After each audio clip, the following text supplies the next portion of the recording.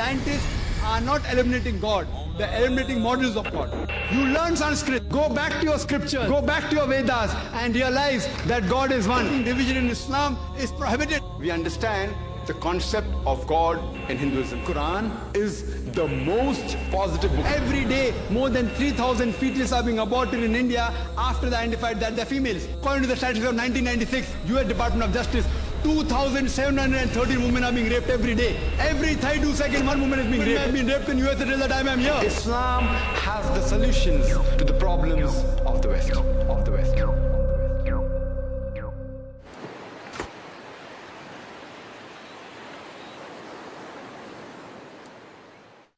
এখন আপনাদের সামনে আসছেন ডক্টর জাকির নায়েক। আপনারা সবাই তাকে চেনেন। আর আজকে তার লেকচারের টপিক হলো পিস ভিশন অফ ইসলাম। আসছেন ডক্টর জাকির নায়েক।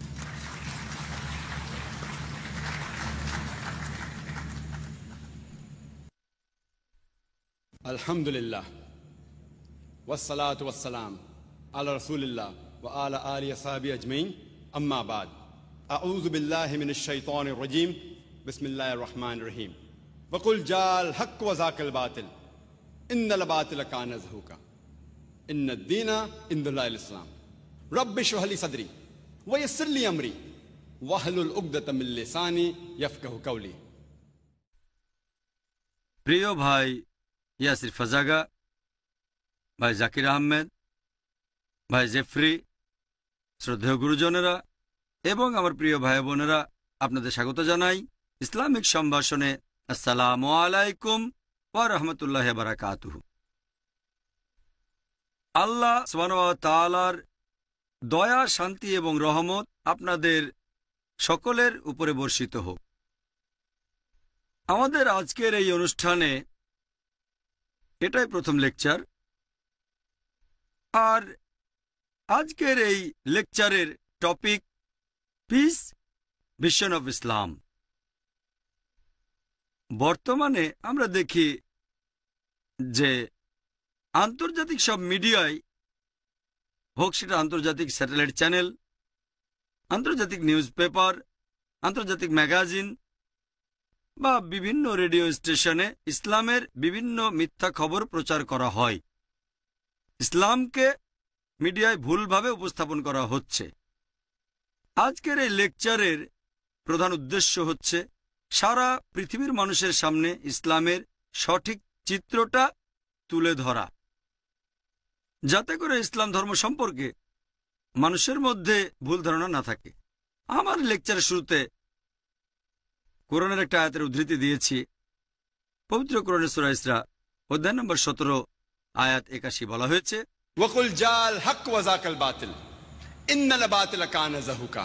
যখন সত্য মিথ্যার সামনে দাঁড়ায়, মিথ্যা বিলুপ্ত হয়, কারণ মিথ্যা প্রকৃতিগত কারণেই বিলুপ্ত হয়ে যাবে। ইসলাম এসেছে যে আরবি শব্দটা থেকে, সেটা সালাম, যার অর্থ শান্তি। এখানে আরেকটা মূল আরবি শব্দ সিলম, যার অর্থ আল্লাহর কাছে নিজের ইচ্ছাকে সমর্পণ করা, আত্মসমর্পণ করা। তাহলে এক কথায় ইসলাম মানে আল্লাহর কাছে আত্মসমর্পণ করে শান্তি অর্জন করা। আর যে লোক আল্লাহর কাছে নিজেকে সমর্পণ করে শান্তি অর্জন করে, আরবিতে সে লোককে বলা হয় মুসলিম। মিডিয়ার কিছু ভুল ধারণা আছে, আর বিশেষ করে 2001-এর 11 সেপ্টেম্বরের পরে এটা অনেক বেশি বেড়ে গেছে। আমরা দেখতে পাই যে এই শান্তির ধর্ম ইসলামকে অন্যরা সবাই বলছে এটা সন্ত্রাসের ধর্ম। এই লেকচারের প্রধান উদ্দেশ্য ইসলামের সঠিক চিত্রটা তুলে ধরা। আপনারা ব্রোশিয়ার পড়লে দেখবেন আরও কিছু প্যাভিলিয়ন আছে, অনেক অনুষ্ঠান হচ্ছে। আরেকটা প্যাভিলিয়নে আপনারা দেখতে পাবেন সেখানে আছে প্রায় 275টা পোস্টার। এই পোস্টারগুলোর প্রধান উদ্দেশ্য হচ্ছে ইসলামের সঠিক চিত্র তুলে ধরা, যাতে করে মানুষ এই ধর্মটা সম্পর্কে জানতে আগ্রহী হয়। আপনারা নিউজ পেপারে দেখবেন সেখানে কিছু হেডলাইন আছে। হেডলাইনটা যদি আকর্ষণীয় হয় মানুষ তাহলে পেপারটা পড়ে দেখে, আর যখন খবরটা পড়বেন প্রথম প্যারাগ্রাফটা, সেটা হয় সেই খবরের সারমর্মটা। এটা পাঠকের আকর্ষণকে আরো বাড়িয়ে দেয়। প্রথম প্যারাগ্রাফটা আকর্ষণীয় না হলে পাঠক সে খবরটা আর পড়ে না। তাহলে প্রথম প্যারাগ্রাফটা আকর্ষণীয় হতে হবে, যাতে করে পাঠকরা পেপারের খবরটা পড়তে বাধ্য হয়। আমাদের এই পোস্টারগুলো অনেকটা এই হেডলাইনের মতো অথবা প্রথম প্যারাটার মতো। বিস্তারিত জানতে চাইলে অনেক বই পাবেন, সেগুলো এই এক্সিবিশনে আছে। যেমন ধরেন, একটা পোস্টারে লেখা আছে, বর্তমানে গসপেল ট্রুথ 1 নাম্বার, মুসলিমরা হচ্ছে সন্ত্রাসী। 2 নাম্বার, একটা 4 কোণা ত্রিভুজ। 3 নাম্বার, পৃথিবী সমতল। 4 নম্বর, 2 যোগ 2 সমান 5। এগুলো এখনকার গসপেল ট্রুথ। আমরা জানি যে ত্রিভুজের 4টা কোণা থাকতে পারে না। 4 কোণা ত্রিভুজ এটা ঠিক না। একইভাবে মুসলিমরা সন্ত্রাসী। মুসলিম হলো সেই লোক যে শান্তি অর্জন করে আল্লাহর কাছে আত্মসমর্পণ করার মাধ্যমে। সে সন্ত্রাসী হয় কিভাবে? দুটো জিনিস বিপরীত। 4 কোণা 3 কোণা ত্রিভুজ এরাও পরস্পর বিপরীত। পৃথিবী যে সমতল এটাও সত্যি নয়। 2 যোগ 2 সমান 5 এ কথাটাও ভুল। এই পোস্টারগুলো হচ্ছে হেডলাইন, যাতে করে আপনারা ইসলাম সম্পর্কে আরো জানতে পারেন। যেমন আপনারা দেখবেন এই পোস্টারগুলোর বেশ কয়েকটাতে বিষয় হলো ইসলাম ধর্মে নারী, ইসলামে নারীর অধিকার। এরকম একটা পোস্টারে হিজাবের কথা বলা হয়েছে, অর্থাৎ মহিলাদের জন্য মার্জিত পোশাক। সংক্ষেপে পয়েন্টগুলো লেখা আছে সেখানে। মোট 6টা পয়েন্ট কোরআন ও হাদিস অনুযায়ী মহিলারা কিভাবে পোশাক পরবে। পুরো শরীর ঢাকা থাকবে, শুধু মুখ আর হাতের কবজি বাদে।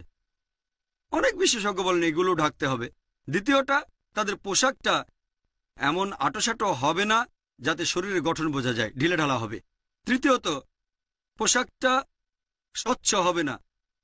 চতুর্থ, পোশাকটা খুব আকর্ষণীয় হবে না যাতে করে বিপরীত লিঙ্গ আকৃষ্ট হয়। পঞ্চম, পোশাকটা বিপরীত লিঙ্গের পোশাকের মতো হবে না। আর ষষ্ঠ, সেই পোশাকে অবিশ্বাসীদের কোনো চিহ্ন থাকবে না। আমাদের এই এক্সিবিশনে আরও লেকচার শুনবেন, পিস টু হিউম্যানিটি। আন্তর্জাতিক খ্যাতিসম্পন্ন বক্তারা আসবেন, স্থানীয় বক্তারাও আছেন, তারা দেবেন বিভিন্ন লেকচার। এখন এটা কিভাবে বোঝাবেন যে ভদ্রতা, হিজাব এগুলো আসলে মেয়েদের জন্য ভালো? আমি একটা উদাহরণ দিচ্ছি।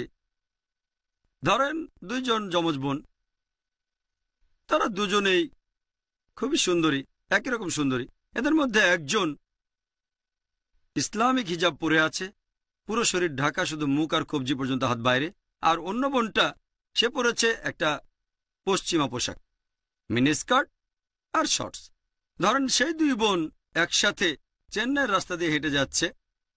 সামনে একটা মাস্তান ছেলে দাঁড়িয়ে আছে বখাটেপনা করার জন্য, মেয়েদের উত্ত্যক্ত করার জন্য।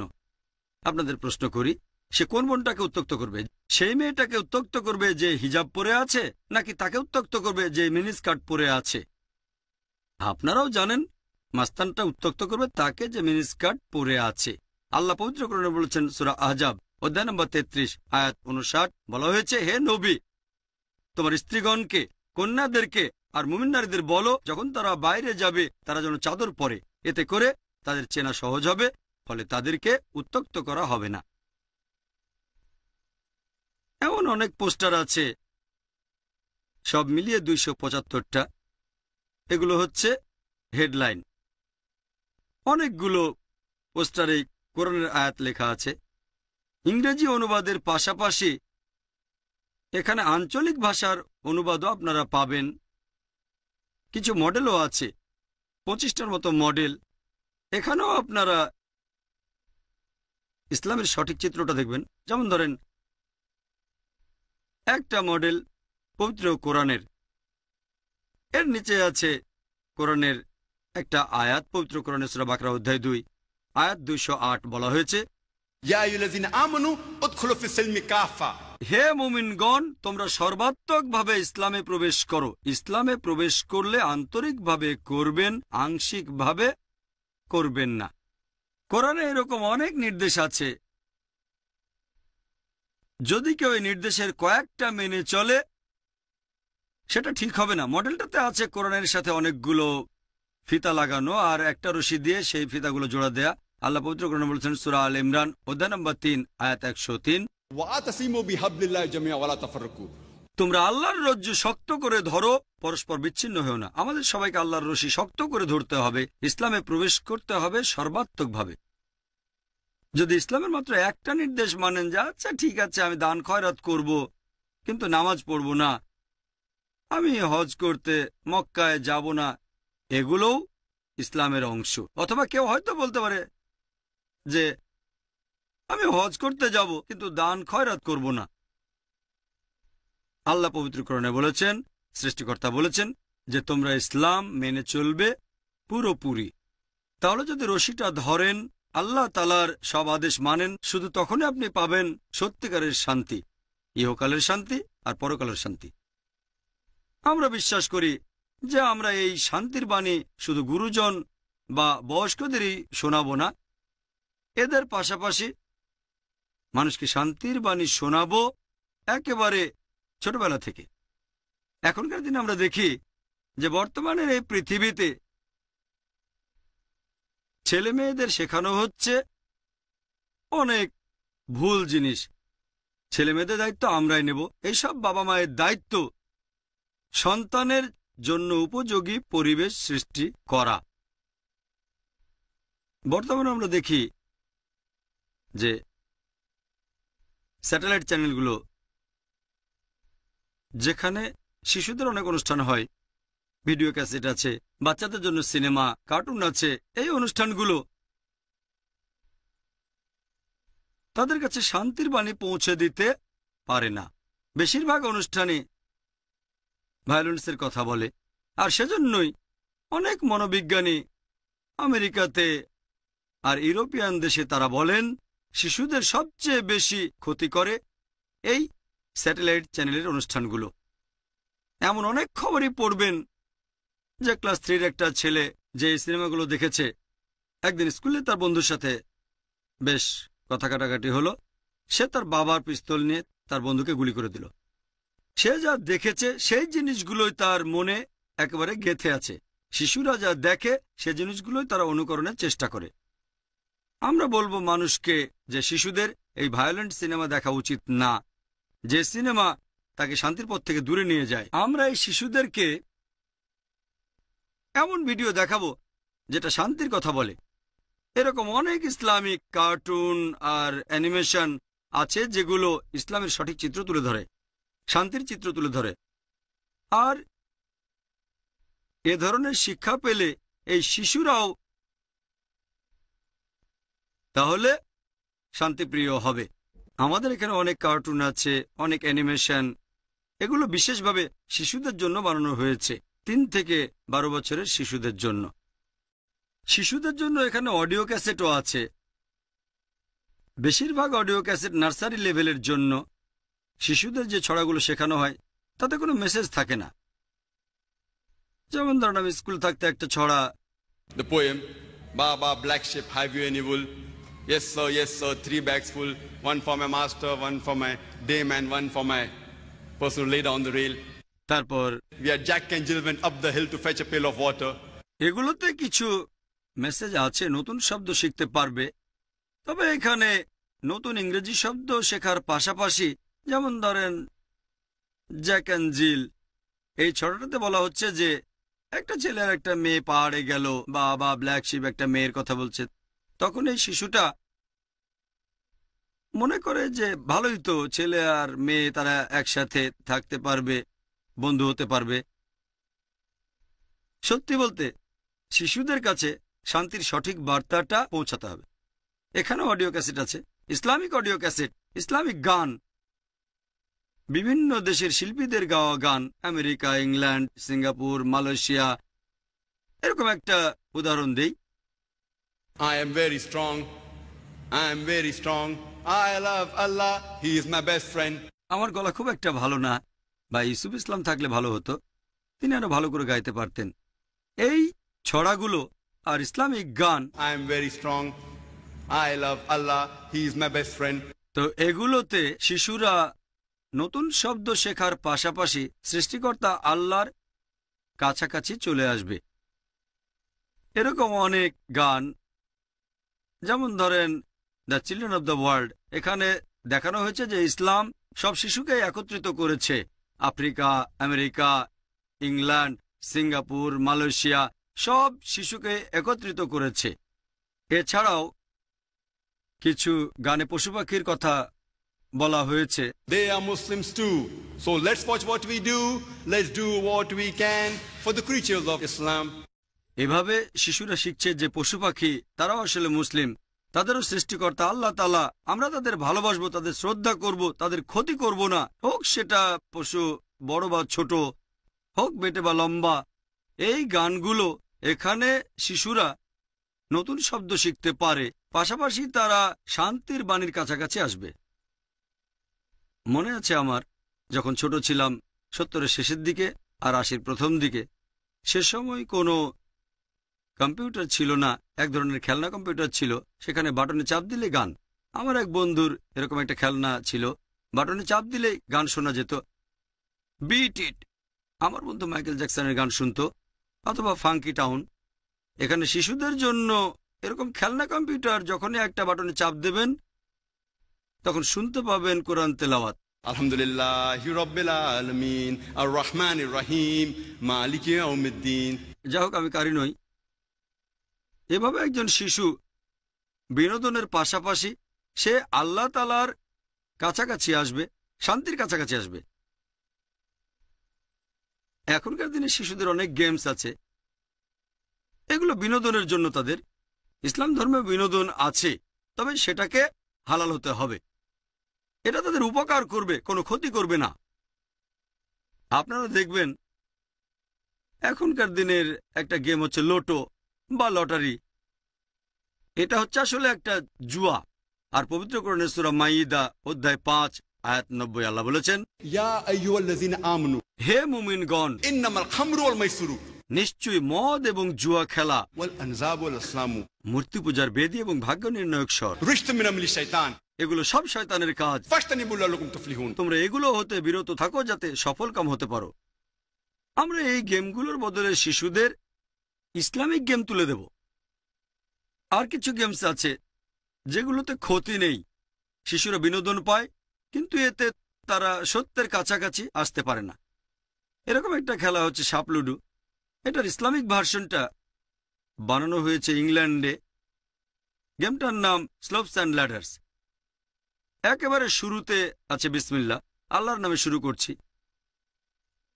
কয়েক ঘর সামনে গেলেই দেখবেন লেখা আছে, তুমি প্রত্যেকদিন নামাজ আদায় করেছো, মই বেয়ে তুমি উপরে উঠে যাও। এভাবে তুমি তোমার সৃষ্টিকর্তাকে ধন্যবাদ জানাচ্ছ।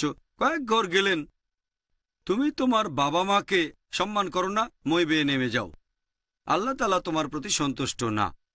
আরো কয়েকটা ঘর গেলেন, তুমি প্রত্যেকদিন কোরআন পড়ো, মই বেয়ে উপরে উঠে যাও, তুমি তোমার সৃষ্টিকর্তার কাছ থেকে নির্দেশনা পাচ্ছ। কয়েক ঘর গেলেন, তুমি মিথ্যে কথা বলেছ, মই বেয়ে নেমে এসো। এই গেমগুলোতে শিশুর আনন্দ পাওয়ার পাশাপাশি সত্যের বাণীটাও পাবে যে বাবা মাকে সম্মান করতে হবে, মিথ্যে কথা বলা উচিত না, আল্লাহকে ধন্যবাদ জানানো উচিত। শেষ আসমানি কিতাব কোরআনের দিক নির্দেশনাও পাবে তারা। ইসলাম ধর্মেও বিনোদন আছে, তবে সেটা হবে পজিটিভ। আরো গেমস আছে। ছোটবেলায় আমরা একটা গেম খেলতাম, সেই গেমটার নাম মনোপলি, ব্যবসা নিয়ে খেলা। এখানে শিশুরা শেখে কিভাবে ব্যবসায়ী হতে হয়, বিভিন্ন জিনিস কেনাবেচা করে।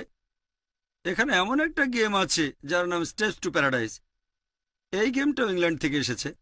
এখানে একটা শিশুকে শেখানো হয় জান্নাতে যেতে হলে কি করতে হবে, কিভাবে বেহেশতে যাওয়া যায়। আর এখানে ডলার বা টাকার বদলে পাবেন সওয়াব, যেমন 5,000 সওয়াব, 10,000 সওয়াব, 20,000 সওয়াব। ধরেন খেলা শুরু করলেন, বলা হলো যে তুমি প্রত্যেকদিন নামাজ পড়েছ, তুমি পুরস্কার পাবে 20,000 সওয়াব। এরপর কিছুটা সামনে গেলেন, তুমি নাচের পার্টিতে গেছো, তোমার জরিমানা হবে 10,000 সওয়াব। আরো কিছুটা সামনে গেলেন, তুমি মিথ্যে কথা বলেছ, তোমার জরিমানা হবে 5,000 সওয়াব। সব শিশুরা আগ্রহ পাবে, তাহলে নাচের পার্টিতে যাবে না এই খেলাটা খেললে। সেখানে যাবে না কারণ গেমটাতে জিততে চায়। এই গেমগুলো বাচ্চাদের আনন্দ দেওয়ার পাশাপাশি তাদের আল্লাহ তাআলার কাছাকাছি নিয়ে আসে। শিশুরা জিগসা পাজল খেলে, বিভিন্ন জিনিস বানায়, আইফেল টাওয়ার, তাজমহল ইত্যাদি। এখানে জিগসা পাজল পাবেন কাবা শরীফের, মসজিদে নববীর। শিশুরা লেগো দিয়ে গাড়ি, এরোপ্লেন ইত্যাদি বানায়। এখানকার লেগো দিয়ে তারা বিভিন্ন রকম মসজিদ বানাবে, লেগো দিয়ে তারা বিভিন্ন টাইপের মসজিদ বানাবে। এভাবে তারা এই হাদিসটাও মানবে যে এই পৃথিবীতে একটা মসজিদ বানাবে, সে জান্নাতে একটা বাড়ি পাবে। এগুলোকে প্রচার করতে হবে, শুধু ইন্ডিয়াতেই নয়, সারা পৃথিবীতেই। একজন বিশেষজ্ঞ বুঝতে পারবেন যে এটার গুরুত্ব কতখানি। ইসলামকে উপস্থাপন করা, এটা একজন দায়ী বুঝতে পারবেন। বর্তমানে এই জিনিসটার খুবই প্রয়োজন। ইসলামকে উপস্থাপন করা, এটা মুসলিম হিসেবে আমাদের দায়িত্ব। বর্তমানে মানুষের মধ্যে যে ইসলাম সম্পর্কে ভুল ধারণাগুলো আছে সেগুলো দূর করা, এটা আমাদের দায়িত্ব যে আমরা ইসলামকে প্রচার করব। আল্লাহ পবিত্র কোরআনে বলেছেন, সূরা আলে ইমরান অধ্যায় নম্বর 3 আয়াত নম্বর 110, আল্লাহ বলেছেন, কুনতুম খায়রা উম্মাতিন উখরিজাত লিন-নাস, তোমরা শ্রেষ্ঠ উম্মত, মানব জাতির জন্য তোমাদের আবির্ভাব হয়েছে। আল্লাহ আমাদের সম্মানিত করেছেন, বলেছেন খায়রা উম্মাহ, শ্রেষ্ঠ উম্মত। সম্মান থাকলে দায়িত্ব পালন করতে হবে। দায়িত্বের কথাটা কোরআনের এই আয়াতেই বলা হয়েছে। এরপরে আল্লাহ বলেছেন, তা'মুরুনা বিল মারুফি ওয়া তানহাউনা আনিল মুনকার ওয়া তু'মিনুনা বিল্লাহ, কারণ তোমরা সৎ কাজে নির্দেশ দাও, অসৎ কাজে নিষেধ করো এবং আল্লাহকে বিশ্বাস করো। আল্লাহ যে কারণে আমাদের খায়রা উম্মাহ বলেছেন, শ্রেষ্ঠ উম্মত, তার কারণ আমাদের উচিত সৎ কাজে নির্দেশ দেওয়া, অসৎ কাজে নিষেধ করা এবং আল্লাহকে বিশ্বাস করা। যদি সৎ কাজে নির্দেশ না দেই আর অসৎ কাজে নিষেধ না করি, তাহলে আমরা মুসলিম হওয়ার যোগ্য নই। তাহলে বলতে পারবো না যে আমরা শান্তি প্রচার করি আর আল্লাহর কাছে আত্মসমর্পণ করি। তাহলে আমরা খায়রা উম্মাহ বা শ্রেষ্ঠ উম্মত হওয়ার যোগ্য নই। আর বর্তমানে যখন ইসলামকে উপস্থাপন করব, সেটা ভালোভাবে করা উচিত। আমাদের নবীজি মুহাম্মদ সাল্লাল্লাহু আলাইহি ওয়াসাল্লাম আর হযরত ওমর রাদিয়াল্লাহু আনহু তারাও এটার উপরে জোর দিয়েছেন। ইসলামকে প্রচার করব সুন্দরভাবে। এখনকার দিনে ইসলাম আর মুসলিমদের মিডিয়ায় ভুলভাবে উপস্থাপন করা হয়, তার কারণ আমরা মিডিয়ায় ঠিকভাবে উপস্থাপন করতে পারি না। আমাদের নিজস্ব কোনো আন্তর্জাতিক নিউজ পেপার নেই যেটা ইসলামকে সঠিকভাবে উপস্থাপন করতে পারে। ইসলাম এবং মুসলিম আর এর মূল শব্দ, এই শব্দগুলো পবিত্র কোরআনে সব মিলিয়ে 96 বার বলা হয়েছে। আর আরবি শব্দ সালাম পবিত্র কোরআনে উল্লেখ করা হয়েছে সব মিলিয়ে 42 বার। ইসলাম এবং মুসলিম আর এর মূল শব্দ আছে 96 বার, আর সালাম শব্দটা আছে 42 বার। আল্লাহ পবিত্র কোরআনে বলেছেন, সূরা আনাম অধ্যায় নম্বর 6 আয়াত নম্বর 54, আল্লাহ বলেছেন, ওয়া ইযা জাআকাল্লাযিনা ইউমিনুনা বিআয়াতিনা ফাকুল সালামুন আলাইকুম, যারা আমার আয়াতে ঈমান আনে তারা তোমার কাছে আসলে তাদের বলো আসসালামু আলাইকুম, আপনার উপর শান্তি বর্ষিত হোক। আল্লাহ বলেছেন, যারা আমার আয়াতে ঈমান আনে তারা তোমার কাছে আসলে তাদের বলতে হবে আপনার উপর শান্তি বর্ষিত হোক। আল্লাহ পবিত্র কোরআনে বলেছেন, সূরা নিসা অধ্যায় নম্বর 4 আয়াত নম্বর 86, আল্লাহ বলেছেন, ওয়া ইযা হুয়িতুম বিতায়াতিন ফাহিয়ু বিআসানা মিনহা আও রুদ্দুহা ইন্নাল্লাহা কানা কুল্লি শাইইন আলিমা, যার মানে তোমাদেরকে যখন কেউ অভিবাদন জানাবে উত্তর দাও আর সৌজন্যের সাথে অথবা অনুরূপভাবে। নিশ্চয়ই আল্লাহ সকল বিষয়ে হিসাব গ্রহণকারী। যেমন ধরেন, কেউ আপনাকে বলল আসসালামু আলাইকুম, আপনার উপর শান্তি বর্ষিত হোক, আপনি আরো সৌজন্যের সাথে উত্তর দেবেন ওয়ালাইকুম আসসালাম রহমতুল্লাহ। যদি কেউ বলে আসসালামু আলাইকুম রহমতুল্লাহ, আপনি আরো সৌজন্যের সাথে উত্তর দেবেন ওয়ালাইকুম আসসালাম রহমতুল্লাহ বারাকাতুহু। যদি কেউ বলে আসসালামু আলাইকুম রহমতুল্লাহ বারাকাতুহু, তার চেয়ে বেশি না পারলে অন্তত সমান সৌজন্য দেখেন ওয়ালাইকুম আসসালাম রহমতুল্লাহ বারাকাতুহু। আল্লাহর দয়া, শান্তি এবং রহমত আপনার উপরে বর্ষিত হোক। আবার ধরেন কেউ আপনাকে বলল আসসালামু আলাইকুম, আপনি উত্তর দিলেন ওয়ালাইকুম আসসালাম। উত্তরটা একই রকম, কিন্তু এখানে আন্তরিকতা অনেক বেশি। সেটা হলেও ভালো। আল্লাহ বলেছেন তার চেয়ে বেশি অথবা একই রকম সৌজন্য দেখাও। আল্লাহ তাআলার নবী রাসূলগণ তারা সবাই এভাবে অভিবাদন জানিয়েছেন। যীশু খ্রিস্ট এই কথা বলেছেন। এটা আছে গসপেল অফ লুক অধ্যায় নম্বর 24 অনুচ্ছেদ 36। যখন যীশু তার শিষ্যদের কাছে গেলেন তাদের উদ্দেশ্যে বলেছিলেন সালাম আলাইকুম। হিব্রুতে সালাম আলাইকুম, আরবি করলে আসসালামু আলাইকুম, বাংলায় বললে তোমাদের উপর শান্তি বর্ষিত হোক। এটাই আমাদের কনফারেন্সের মূল বিষয়, সালাম, শান্তি। এটাই হচ্ছে সেরা অভিবাদন। তবে দুর্ভাগ্যজনকভাবে বর্তমানে আমাদের সমাজে অন্যান্য অভিবাদন প্রচলিত আছে। সবচেয়ে কমন অভিবাদন সেটা গুড মর্নিং বা গুড ইভিনিং। চিন্তা করেন, যদি কোনো দুঃখজনক ঘটনা ঘটে, ধরেন কারো বাবা মারা গেল, তাকে বললেন গুড মর্নিং। এই মর্নিংটা গুড হয় কিভাবে? লোকটার বাবা মারা গেছে, তাকে বলছেন গুড মর্নিং। আর স্কুলে এটা খুবই কমন ব্যাপার। যখন টিচার ক্লাসে ঢোকেন সব স্টুডেন্ট বলে গুড মর্নিং স্যার। টিচারও উত্তরে বলেন গুড মর্নিং টু ইউ। হয়তো টিচার সকালেই তার স্ত্রীর সাথে খুব ঝগড়া করেছেন, হয়তো মনে মনে বলছেন এমন সকাল যেন আর জীবনে কখনো না আসে, তারপরও গুড মর্নিং বলতে বাধ্য হচ্ছেন। সবচেয়ে সুন্দর বা সার্বজনীন অভিবাদন আসসালামু আলাইকুম, আপনার উপর শান্তি বর্ষিত হোক। সে হোক তার বাবা আজ মারা গেছে, অথবা সে কারোর সাথে ঝগড়া করেছে, হোক সেদিন খুব ঝড় বৃষ্টি হয়েছে, বা সেদিন তার মনটা ভালো অথবা খারাপ, সবচেয়ে সেরা অভিবাদন হচ্ছে আসসালামু আলাইকুম, শান্তি বর্ষিত হোক। আল্লাহ পবিত্র কোরআনে বলেছেন সূরা ফুরকান অধ্যায় নম্বর 25 আয়াত নম্বর 63 যে আল্লাহ তাআলার বান্দা তারাই যারা নম্রভাবে চলাফেরা করে, আর যখন অজ্ঞ ব্যক্তিরা সম্বোধন করে তারা বলে কালু সালামা, শান্তি বর্ষিত হোক। আল্লাহ আরো বলেছেন সূরা কাসাস অধ্যায় নম্বর 28 আয়াত নম্বর 55 যারা অসার বাক্য বলে তাদেরকে বলো শান্তি বর্ষিত হোক, আসসালামু আলাইকুম। অর্থাৎ একজন বুদ্ধিমান লোক যদি আবল তাবল কথা বলে, হোক সেটা ইসলামের বিরুদ্ধে, তাকে বলো আসসালামু আলাইকুম অথবা কালু সালামা, তাদের উপর শান্তি বর্ষিত হোক। আর আপনারা দেখবেন কোরআনের বিভিন্ন আয়াতের উদ্ধৃতি দিয়ে লোকজন ইসলামকে আক্রমণ করেছে যে ইসলাম সন্ত্রাসের কথা বলে। আর যে আয়াতটার কথা বলেছে অনেকেই, যেমন অরুণ সুরি, সেটা হচ্ছে সূরা তাওবা অধ্যায় নম্বর 9 আয়াত 5। বলা হয়েছে যখনই তুমি দেখবে কোনো কাফিরকে ব্র্যাকেটে অমুসলিম, তাদের মেরে ফেলো। এটার উত্তর আমিও আগেও দিয়েছি। গতবার চেন্নাইতে এসে টপিক ছিল টেররিজম এন্ড জিহাদ। এখানে বলছি না যে যখন তোমরা যুদ্ধক্ষেত্রে থাকবে শত্রুরা আসলে ভয় পেও না, যুদ্ধ করো। ব্যাখ্যাটা সেখানে আছে। আমি এই প্রসঙ্গটা নিয়ে আগে অনেকবার বলেছি, তবে এখানে আপনারা দেখবেন ঠিক তার পরের আয়াতেই, সেটা সূরা তাওবা অধ্যায় নম্বর 9 আয়াত 6, এটার কথা তারা বলে না যে যদি শত্রুরা আশ্রয় প্রার্থনা করে, যদি তারা শান্তি চায়, শুধু শান্তি নয় তাদের নিরাপদ স্থানে পৌঁছে দাও। তাহলে যদি এই আয়াতগুলো দেখেন, প্রায় সবগুলোই যেগুলো বলছে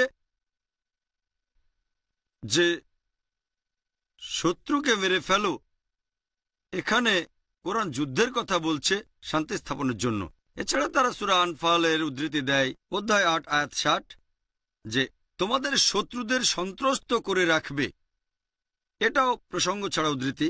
যখন যুদ্ধক্ষেত্রে শত্রুরা আক্রমণ করবে, তোমাদের মারতে আসবে, তখন ভয় পেও না, তোমরা যুদ্ধ করো।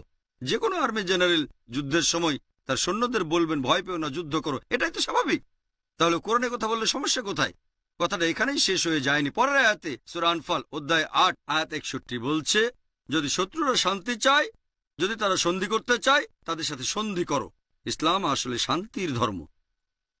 পবিত্র কোরআনের আয়াতগুলো যেখানে শেষ উপায় হিসেবে যুদ্ধের কথা বলা হয়েছে, এই যুদ্ধটা আসলে শান্তি প্রতিষ্ঠার জন্য। প্রত্যেক দেশেই পুলিশ বাহিনী আছে। এই পুলিশ বাহিনী মাঝে মধ্যে শক্তি প্রয়োগ করে থাকে অপরাধীকে গ্রেপ্তার করার জন্য।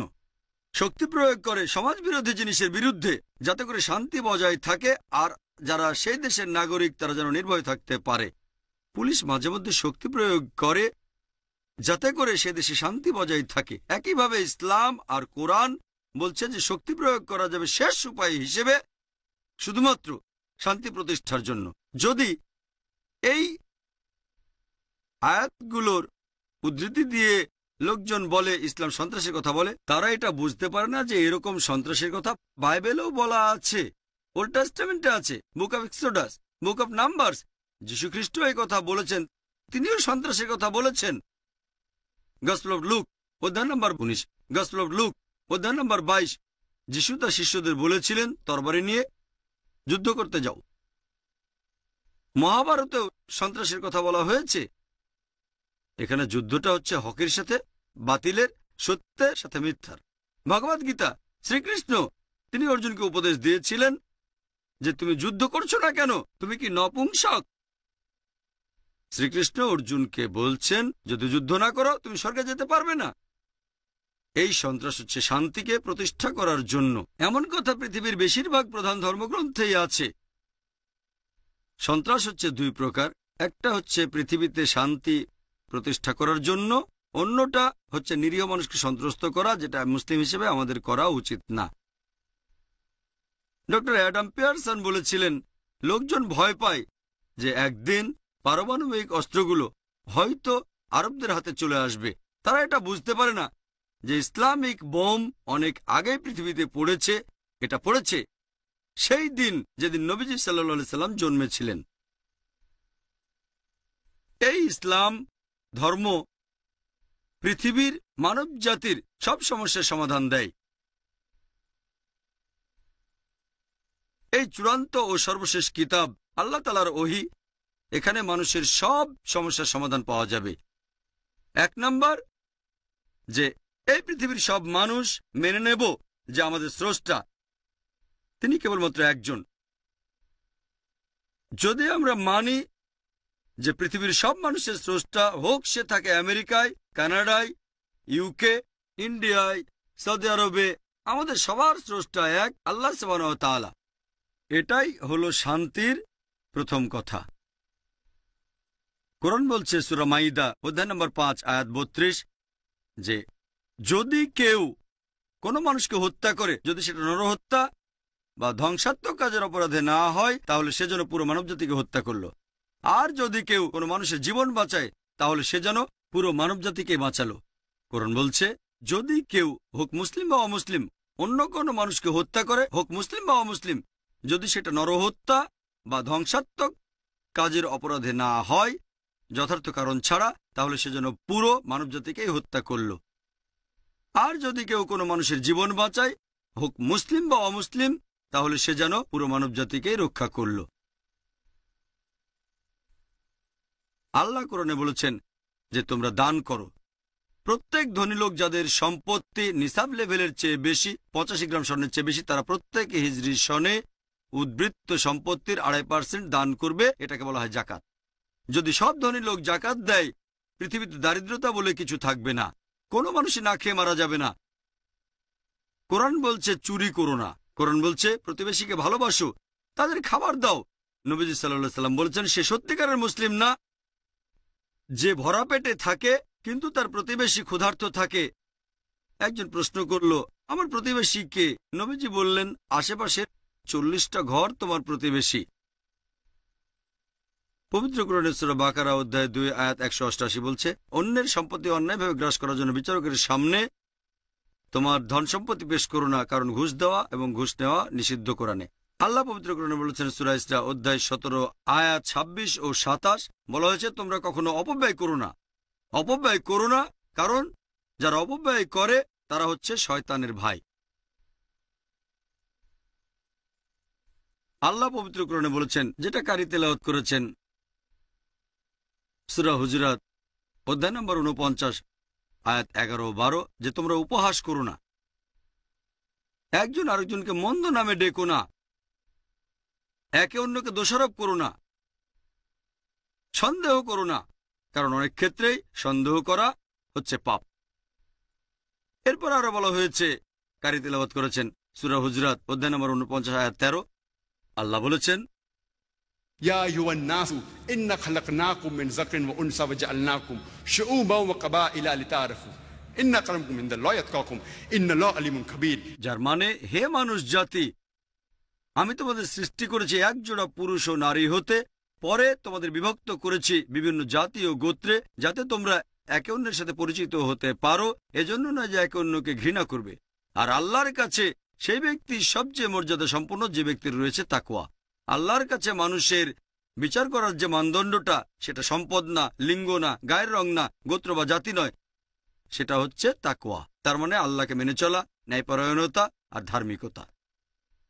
একমাত্র যে উপায়ে আমরা সবাই একত্রিত হতে পারি সেটা হচ্ছে আমাদের পূর্বপুরুষ এক আর আমাদের স্রষ্টা আল্লাহ সুবহানাহু ওয়া তাআলা, মহান ঈশ্বর কেবলমাত্র একজন। ইসলাম হচ্ছে শান্তির ধর্ম, মানুষের জন্য শান্তি। ইসলাম শুধু শান্তির কথা বলেই না, আমাদেরকে দেখিয়ে দেয় কিভাবে এই শান্তি আর ভ্রাতৃত্ব অর্জন করতে হবে। ইসলাম ধর্মের একটা স্তম্ভ হচ্ছে সালাহ। আমি বলবো সালাহ হচ্ছে ন্যায়নিষ্ঠতার প্রোগ্রামিং। এটা সবচেয়ে সেরা উপায়।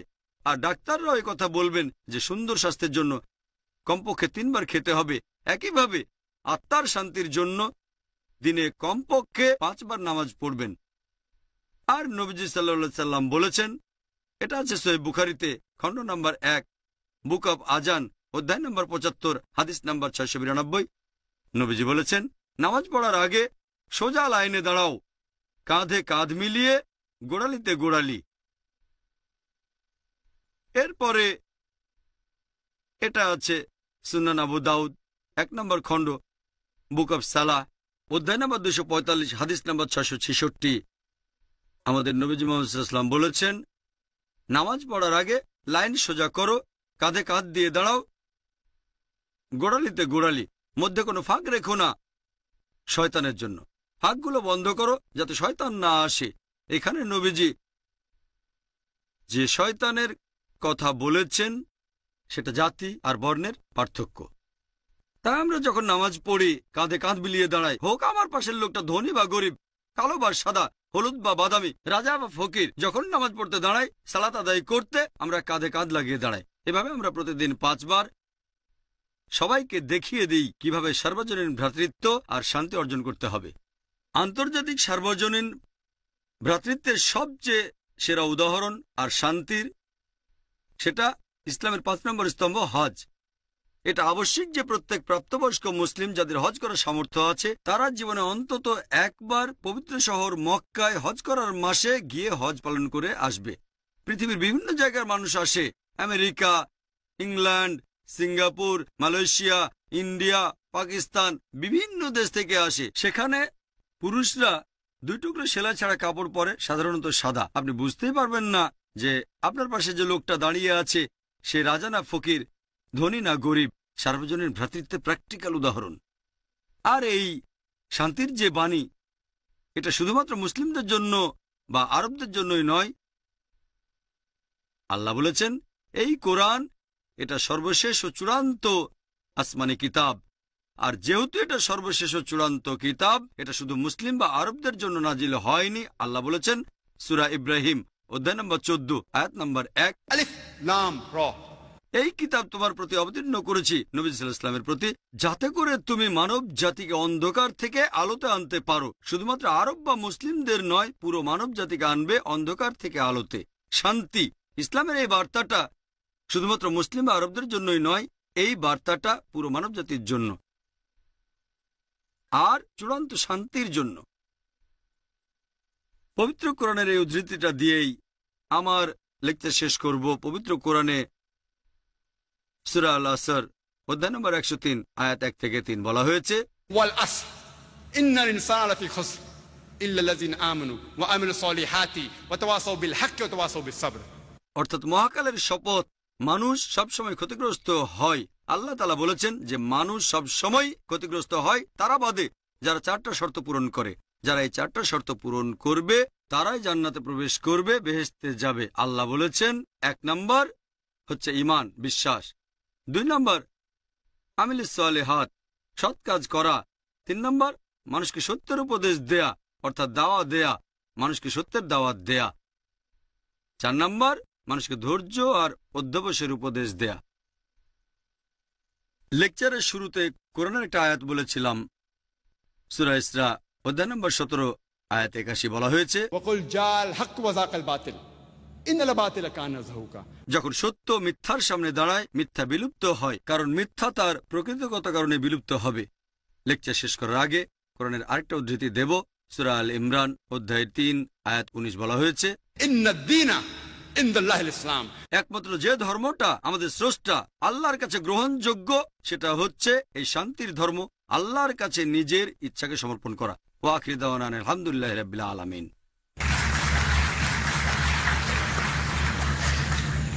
জাযাকাল্লাহ খায়ের। এবারে শুরু হচ্ছে আমাদের অনুষ্ঠানের দ্বিতীয় অংশ, প্রশ্ন ও উত্তর পর্ব। হ্যাঁ বোন। আসসালামু আলাইকুম ওয়া রাহমাতুল্লাহ। আমার প্রশ্ন ডক্টর জাকির নায়েকের কাছে। আপনি আপনার লেকচারে হিজাবের শর্তগুলোর কথা বললেন। প্রথম পয়েন্টটা হলো মহিলাদের পুরো শরীর ঢাকা থাকবে। এখন মুখ আর হাতের কবজি কি ঢাকা থাকবে নাকি খোলা থাকবে, এটা একটু ব্যাখ্যা করে বলেন। বোন, আপনি প্রশ্ন করলেন, যখন আমি হিজাবের শর্তগুলোর কথা বলেছি, হিজাব পালনের যে 6টা শর্ত আছে, সেখানে প্রথম শর্তে আমি বলেছিলাম মহিলাদের পুরো শরীর ঢাকতে হবে, শুধু মুখ আর হাতের কবজি বাদে। আমি বলেছি অনেক বিশেষজ্ঞ বলেছেন এগুলোও ঢেকে রাখতে হবে। এখন আমাকে প্রশ্ন করছেন যে কোনটা ঠিক, পুরো শরীর ঢেকে রাখতে হবে নাকি মুখ আর হাতের কবজি বাদে। এই প্রশ্নটা নিয়ে বিশেষজ্ঞরাও সমস্যার মধ্যে আছেন। আর মুসলিম হিসেবে আমাদের উচিত কোরআন এবং সুন্নাহ মেনে চলা। পবিত্র কোরআনে এরকম কোনো আয়াত খুঁজে পাবেন না, অথবা এমন কোনো সহিহ হাদিসও পাবেন না, নবীজির এমন কোনো হাদিস পাবেন না যেটা বলছে যে মুখও ঢেকে রাখতে হবে। আমি জানি অনেক বিশেষজ্ঞই তাদের বইয়ে লিখেছেন যে মুখ ঢেকে রাখতে হবে, আবার অনেকে তাদের বইয়ে লিখেছেন মুখ খোলা থাকতে পারে। তাই মহিলাদের হিজাবের যে সীমা, আমার মত অনুযায়ী পুরো শরীর ঢাকতে হবে, শুধু মুখ আর হাতের কবজি বাদে। শেখ নাসিরুদ্দিন আলবানীও এই কথাই বলেছেন। এটা তিনি তার ফতোয়ার বইতে লিখেছেন। সেখানে কিছু সহিহ হাদিস আছে যেগুলো বলছে আমাদের নবীজির সময়ে যেসব মহিলা সাহাবী নবীজির কাছে আসতেন তাদের মুখ ঢাকা থাকতো না, এমন অনেক হাদিস আছে। যেমন একবার হযরত বিলাল রাদিয়াল্লাহু আনহু বাজারের ভেতরে ছিলেন, এক মহিলা তার গহনা বের করল, বিলাল বুঝলেন যে মহিলা ছিল কৃষ্ণাঙ্গ। আরেকটা হাদিস আছে, এক সাহাবীকে বলা হয়েছে যদি কোনো মহিলাকে দেখতে চাও যাকে বেহেশতের প্রতিশ্রুতি দেওয়া হয়েছে, মহিলাকে দিকে তাকাও। সেই মহিলাকে চিনবেন কিভাবে যদি না দেখেন? আমি এ প্রসঙ্গে আগেও একবার বলেছি, অনেক হাদিসেই বলা হয়েছে আমাদের নবীজির সময়ে মহিলা সাহাবীগণ তাদের মুখ খোলা রাখতেন। শেখ নাসিরুদ্দিন আলবানীও এই কথাই বলেছেন। তবে আমি এটাও জানি আরো কিছু বিশেষজ্ঞ আছেন, যেমন শেখ বিন বাজ, শেখ উতাইমি, তারা বলেন যে মুখ ঢেকে রাখতে হবে। তবে প্রত্যেক খাঁটি বিশেষজ্ঞ, প্রত্যেক সালাফ বিশেষজ্ঞ, তারা যেটা বলেন যে মহিলা তার মুখ ঢেকে রাখে সে এমন মহিলাকে তিরস্কার করবে না যে তার মুখ ঢাকে না, আর যে তার মুখ ঢাকে না সে এমন মহিলাকে তিরস্কার করবে না যে মুখ ঢেকে রাখে। বিশেষজ্ঞরা একমত না। তবে এমন কোন সহিহ হাদিস নেই শেখ নাসিরুদ্দিন আলবানীর মতে যেটা বলছে যে মুখ ঢেকে রাখতে হবে। এরকম অনেক হাদিস যেমন আবু দাউদে আছে যে হযরত আয়েশা রাদিয়াল্লাহু আনহা, ওনার বোন আসমা রাদিয়াল্লাহু আনহা নবীজির সামনে আসলো। নবীজি বললেন, এখন তুমি সাবালিকা হয়েছো, তোমার পুরো শরীর ঢাকা থাকবে, শুধু মুখ আর হাতের কবজি বাদে। এটা একটা মুরসাল হাদিস। তবে নাসিরুদ্দিন আলবানীর মতে তিনি আরেকটা সহিহ হাদিসের সহায়তা নিয়ে বলেছেন এই মুরসাল হাদিসটা এখন সহিহ হাদিস হয়ে গেছে। তিনি বেশ কিছু সহিহ হাদিসের উদ্ধৃতি দিয়েছেন যেগুলো বলছে কোনো মহিলা মুখ খোলা রাখতে চাইলে রাখতে পারে, তাহলে মুখ খোলা রাখাটা ফরজ না, এটা মুস্তাহাব। যদি কোনো মহিলা তার মুখ ঢেকে রাখে, আলহামদুলিল্লাহ, সুম্মা আলহামদুলিল্লাহ, এটা ভালো, আমি কখনোই আপত্তি জানাবো না। তবে আল্লাহ এবং তার রাসূল যে জিনিসটাকে ফরজ করেননি কোনো মহিলা বা কোনো বিশেষজ্ঞই তখন সেটাকে মুসলিমাদের জন্য ফরজ করতে পারবেন না।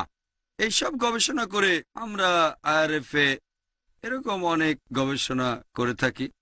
আর অনেকে এরকম মনে করে যে মহিলাদের মুখ ঢেকে রাখা উচিত। তবে যখন আমি তাদের বলি আমাকে মাত্র একটা সহিহ হাদিস দেখান, মাত্র একটা হাদিস দেখান যেখানে বলা হয়েছে নবীজি নির্দেশ দিয়েছেন যে মুখ ঢাকতে হবে, একটা হাদিসও পাবেন না। কোরআনের এমন কোন আয়াত পাবেন না যেটা বলছে মুখ ঢাকতে হবে। কোরআনের বিভিন্ন আয়াত যেমন সূরা নূর অধ্যায় 24 আয়াত 31, সূরা আহজাব অধ্যায় 33 আয়াত 59, এখানে বলা হয়েছে জিলবাজ, বলা হয়েছে মহিলাদের শরীর ঢাকতে হবে, বলা হয়নি মুখও ঢাকতে হবে। এমনকি সূরা নূর অধ্যায় 24 আয়াত 31 বলছে পর্দা থাকবে গ্রীবা ও বক্ষদেশের উপরে। তারপরেও আমি এটা বলি যে মুখ ঢেকে রাখাটা মুস্তাহাব, এটা করলে ভালো, তবে ফরজ না। আল্লাহ এবং নবীজি যেটাকে ফরজ করেননি আমিও করতে পারবো না।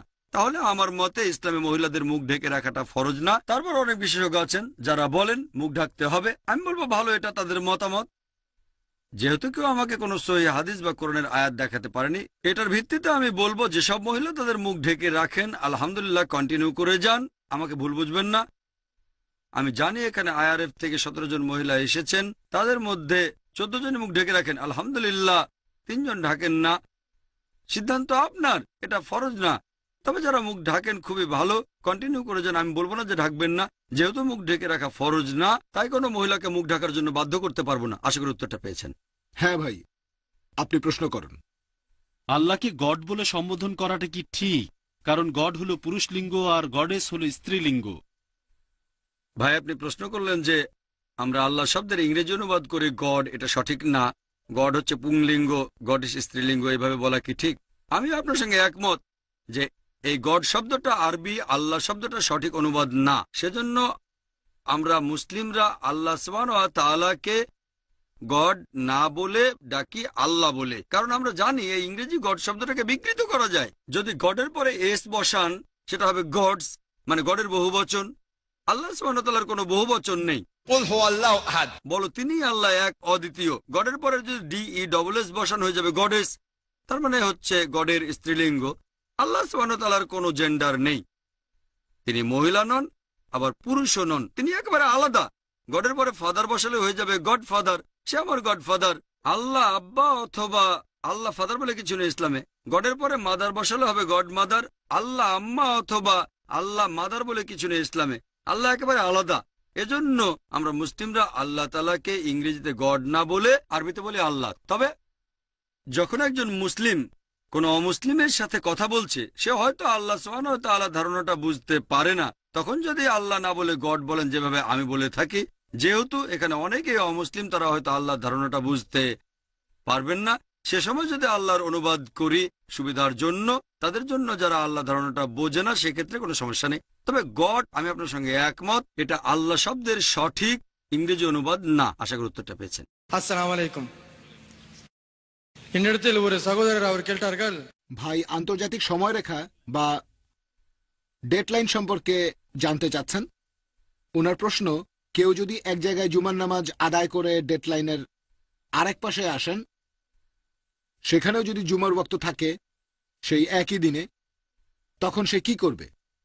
উনি একজন অমুসলিম ভাই এই প্রশ্নটা করেছেন, আর ডক্টর নায়েকের কাছে তিনি এই প্রসঙ্গে জানতে চান।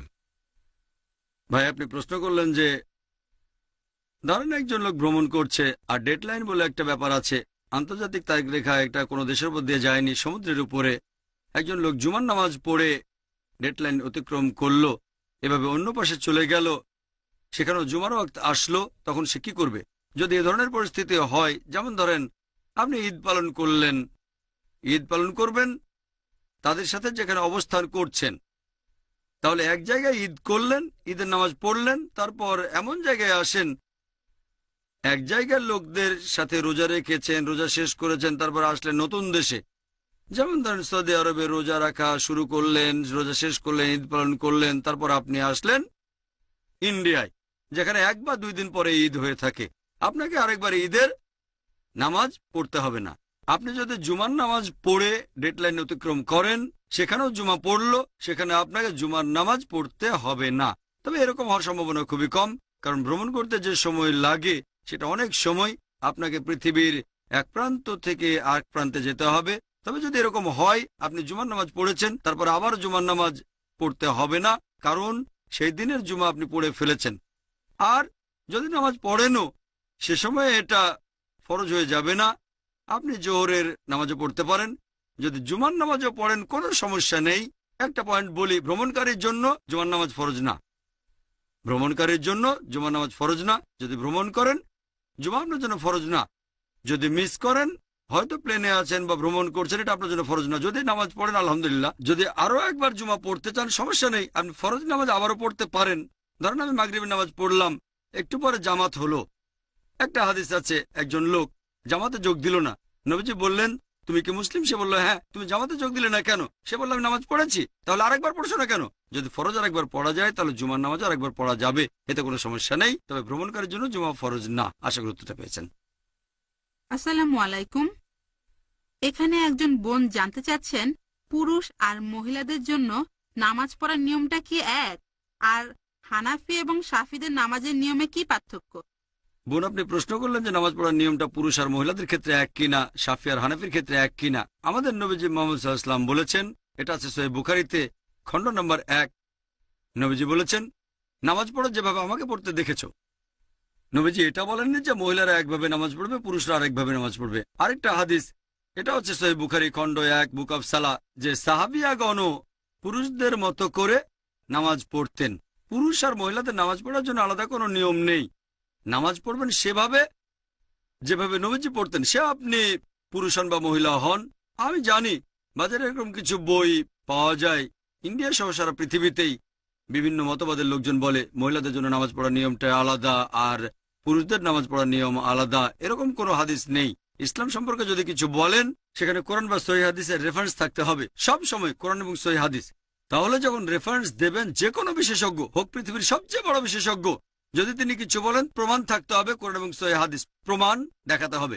قل هاتوا برهانكم প্রমাণ পেশ করো ইন কুনতুম সাদিকিন। এমন কোনো হাদিস নেই বা কোরআনের আয়াত নেই যেটা বলছে যে নামাজ পড়ার নিয়মটা পুরুষ এবং মহিলাদের আলাদা। আমি জানি অনেক বিশেষজ্ঞ নিজস্ব দৃষ্টিভঙ্গি থেকে বলে থাকেন, যেহেতু মহিলাদের নিরাপত্তা দরকার, তারা আলাদাভাবে নামাজ পড়বে। এটা হচ্ছে তাদের দৃষ্টিভঙ্গি। কিন্তু নবীজি কখনো বলেননি নামাজ পড়বো যেভাবে নবীজি পড়তেন। এবারে হানাফি এবং শাফি মাযহাবে নামাজের নিয়ম সম্পর্কে বলি। আমি জানি এদের মধ্যে কিছু পার্থক্য আছে। হানাফিরা নামাজের সময় হাত বাঁধে নাভির নিচে, শাফিরা হাত বাঁধে বুকের উপরে, তারা তাকবীর দেয়, আমিন শব্দটা জোরে বলে। এখানেও আগের উত্তরটাই। সহিহ বুখারী, নবীজি বলেছেন খণ্ড নম্বর 1 বুক অফ সালাহ, নামাজ পড়ো যেভাবে আমাকে পড়তে দেখেছো।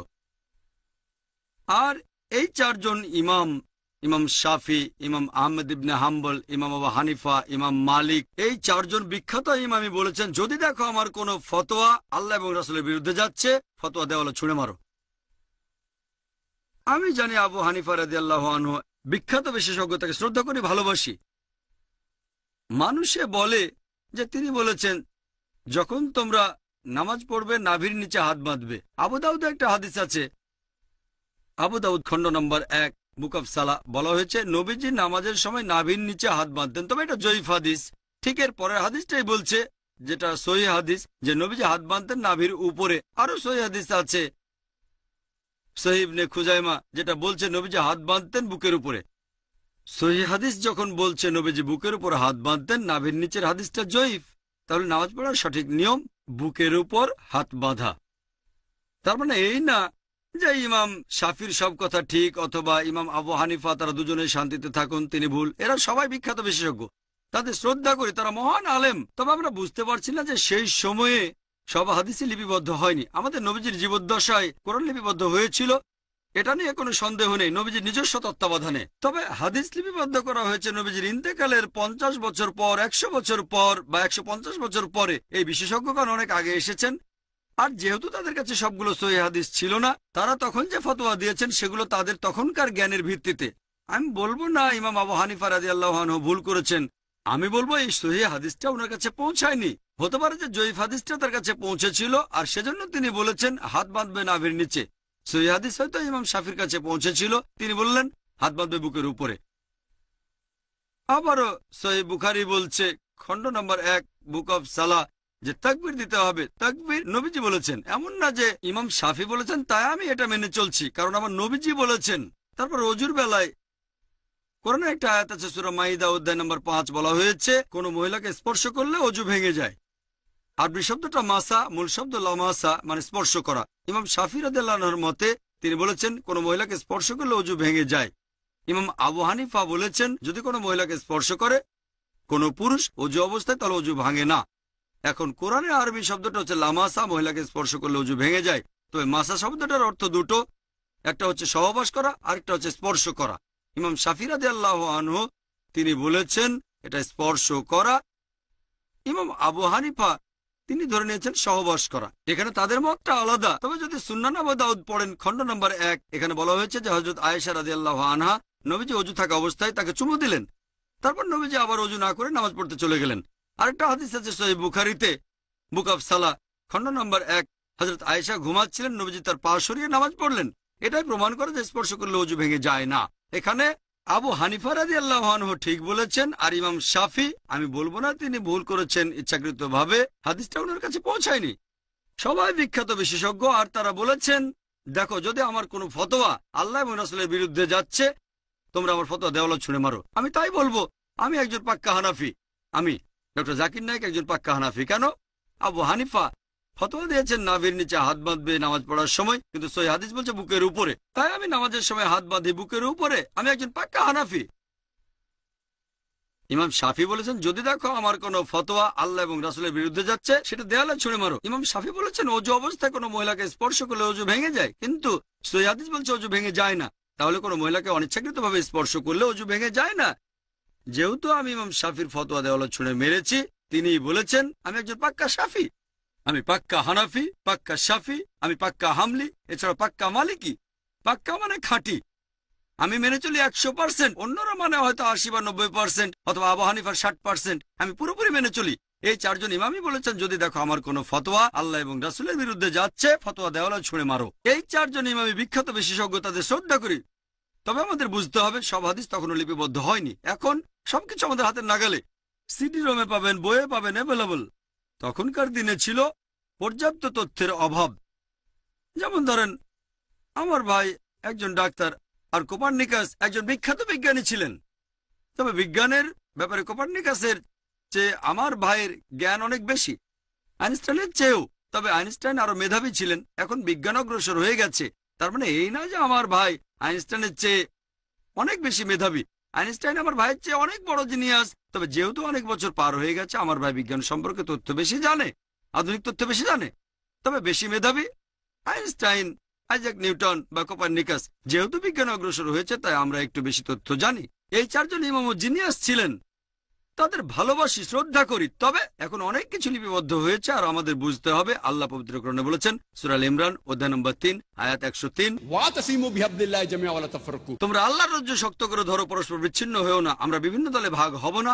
আর নামাজ পড়ার একমাত্র নিয়ম, সেটা হানাফি, শাফি বা মালিকিদের নিয়মে না, হবে আমাদের নবীজির নিয়মে। আর ইমাম আবু হানিফা রাদিয়াল্লাহু আনহু, ইমাম শাফি রাদিয়াল্লাহু আনহু বলেছেন, তোমরা যদি দেখো আমার কোনো ফতোয়া আল্লাহ এবং রাসূলের বিরুদ্ধে যাচ্ছে, আমার ফতোয়া দেওয়ালে ছুঁড়ে মারো। তাহলে পাক্কা হানাফি হিসেবে সহিহ হাদিসের কথা মেনে চলবেন, পাক্কা শাফি হিসেবেও আপনি সহিহ হাদিসের কথা মেনে চলবেন। তাহলে সত্যিকারের ইসলাম মেনে চলা হবে। আশা করি উত্তরটা পেয়েছেন। আপনারা দয়া করে টপিকের সাথে প্রাসঙ্গিক প্রশ্ন করবেন। আমার নাম কুমার স্বামী হরিহরন। আমার প্রশ্ন ডক্টর জাকির নায়েকের কাছে।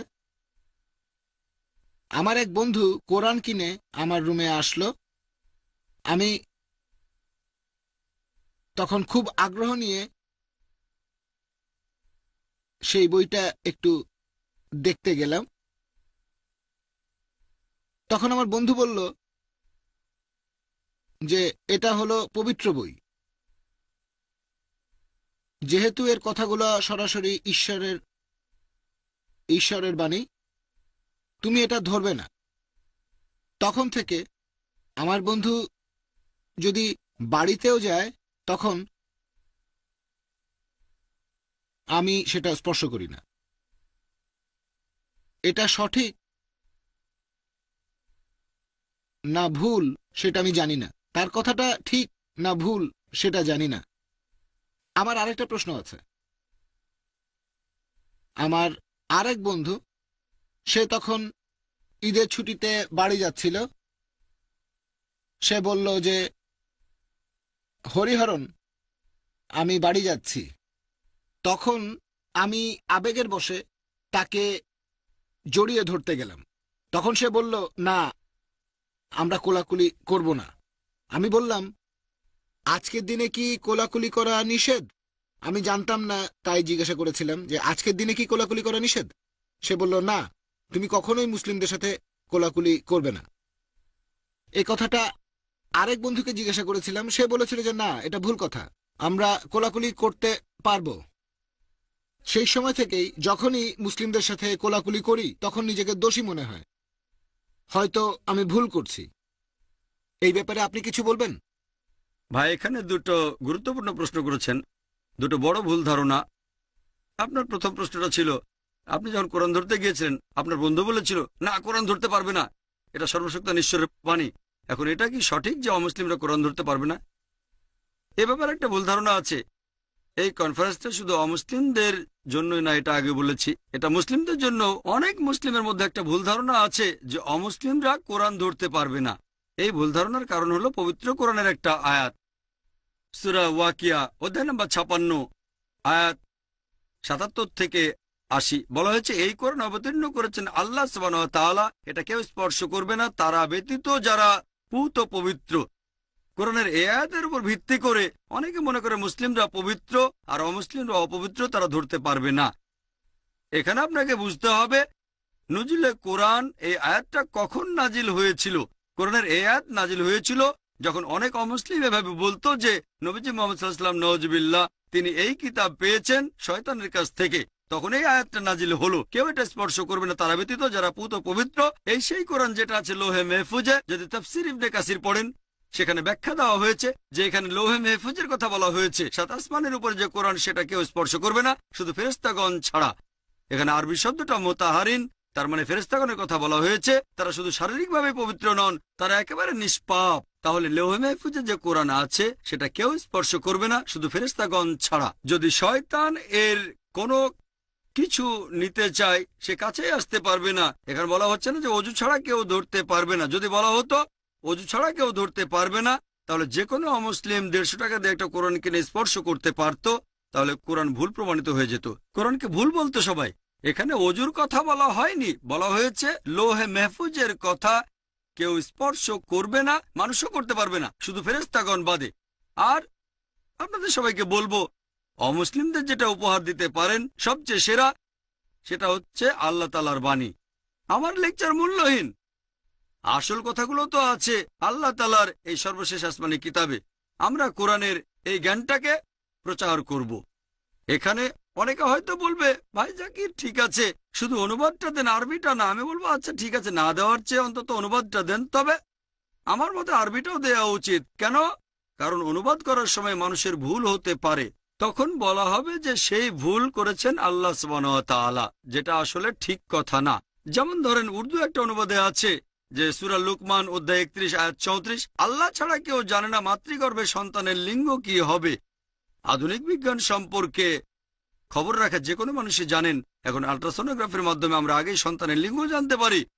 ডাক্তার হিসেবে আমিও এটা জানি। অনুবাদটা ভুল, কোরআনে লিঙ্গ শব্দটা নেই। কোরআন বলছে আল্লাহ ছাড়া কেউ জানে না যে মাতৃগর্ভে কি আছে, সন্তানের প্রকৃতির কথা বলছে, যে ভালো হবে না খারাপ হবে, সমাজের জন্য উপকারী হবে না ক্ষতিকর হবে, সে জান্নাতে যাবে না জাহান্নামে যাবে, বেহেশতে না দোজখে, কেউ জানে না। বিজ্ঞানের সবচেয়ে আধুনিক যন্ত্রপাতি দিয়ে এগুলো জানা যাবে না। এখানে অনুবাদক ভুল করেছেন। তাই যদি আরবিটাও দেন তাহলে যারা আরবি জানে তারা বুঝতে পারবে যে অনুবাদক ভুল করেছে, আল্লাহ তাআলা ভুল করেননি। আমি অবশ্য আরবি সহ অনুবাদ দেওয়ার পক্ষপাতী। যদি আল্লাহ এজন্য আমাকে দায়ী করেন তাহলে শ্রেষ্ঠ মানুষের সঙ্গে থাকবো। কেন জানেন? কারণ আমাদের নবীজি মুহাম্মদ সাল্লাল্লাহু আলাইহি সাল্লাম তিনি যখন অমুসলিম রাজাদের কাছে দূত পাঠিয়েছেন তিনি চিঠিতে কোরআনের আয়াত লিখিয়েছেন সাহাবীগণকে দিয়ে। এরকম একটা চিঠি আপনারা তুরস্কের কপ্টাকি মিউজিয়ামে দেখতে পাবেন।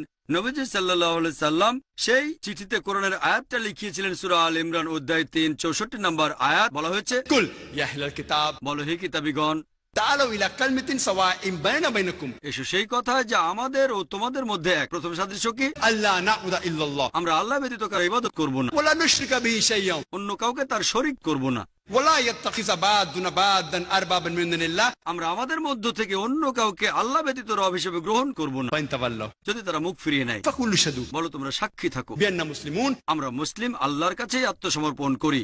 নবীজি মুহাম্মদ সাল্লাল্লাহু আলাইহি সাল্লাম চিঠিতে কোরআনের আয়াত লিখিয়েছিলেন অমুসলিমদের দেওয়ার জন্য।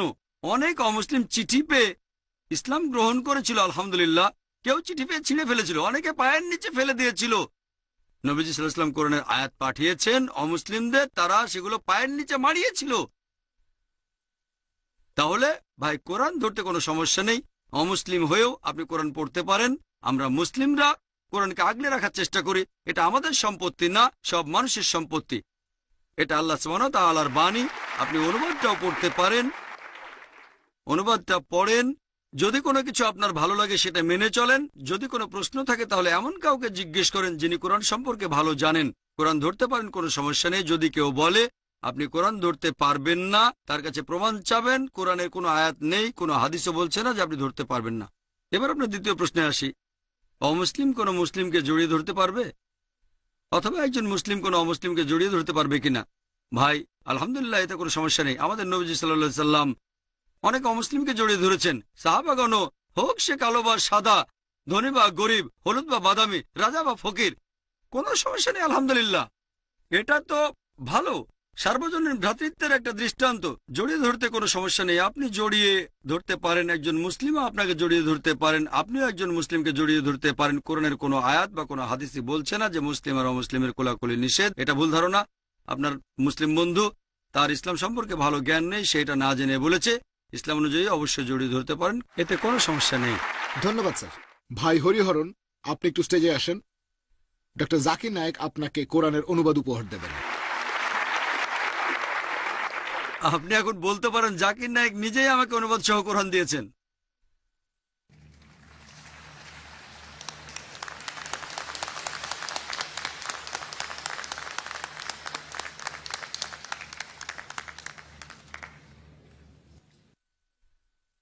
আমাদের সময় প্রায় শেষ, আর একটা প্রশ্নের পর ইনশাল্লাহ আমরা অনুষ্ঠান শেষ করব।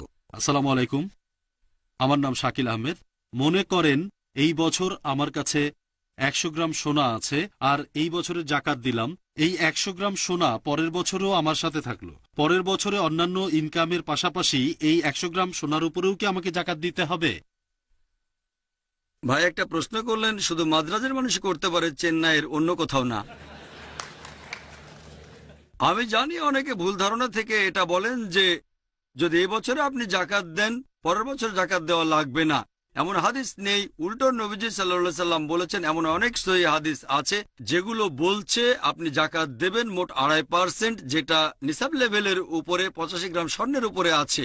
এছাড়াও আরো আছে যে হযরত ওমর রাদিয়াল্লাহু আনহু বলেছেন, যারা এখনো জাকাত দেয়নি আমি তাদের জাকাত দেয়া নিশ্চিত করব। তারা আগের বছর জাকাত দিয়েছে। অনেক সহিহ হাদিসও আছে, যেমন সহিহ বুখারীতে আছে, হযরত ওমর রাদিয়াল্লাহু আনহু বলেছেন, যারা আবার জাকাত দেয়নি, আবার মানে তারা তো আগে দিয়েছে। আর এই ভুল ধারণাটার উপর ডক্টর বিলাল ফিলিপস একটা বই লিখেছেন। তিনি সেই বইটাতে প্রমাণ করে দেখিয়েছেন যে আপনাকে জাকাত দিতে হবে প্রত্যেক বছরে।